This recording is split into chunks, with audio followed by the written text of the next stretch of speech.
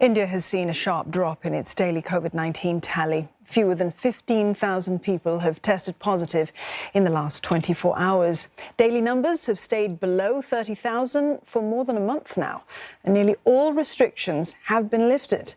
But as Neha Punya reports, some regions are seeing an uptick in cases, and that's prompting officials to sound the alarm.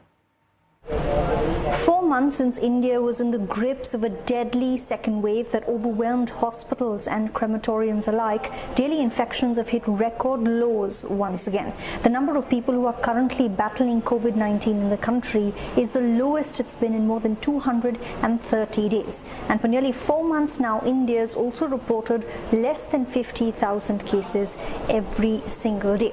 It's why starting today, fully vaccinated travelers from certain countries will no longer be required to quarantine upon arrival. This change applies to passengers who are flying in from the UK, Germany, France, and about 8 other countries that have similar reciprocal arrangements for Indian travelers. And this change comes ahead of India fully reopening to foreign tourists starting next month, but this relief might be short-lived. The state of West Bengal has seen a steady surge in cases for the 4th straight day. Doctors say in a worrying sign, more and more people are now getting admitted to hospitals, blaming the spike on the recent festivities in the region.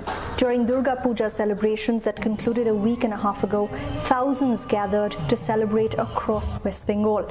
The regional government there now reintroducing containment measures in areas with a high positivity rate, and it says it's working on rapidly shoring up the supply of medical oxygen and hospital beds. Not just West Bengal, for weeks now, large gatherings like these have been a common sight in many parts of the country. India is in the midst of a 2-month-long festive season that will conclude next month after Diwali, and the Indian government has warned that no one can afford to let their guard down yet. It's asked states to ensure that people aren't thronging local markets and shopping online instead. It's also said that no mass gatherings should be allowed and that there should be strict enforcement of social distancing. But it's not just celebrations that are under the scanner. Political rallies ahead of crucial regional elections in states like Uttar Pradesh are also being criticized.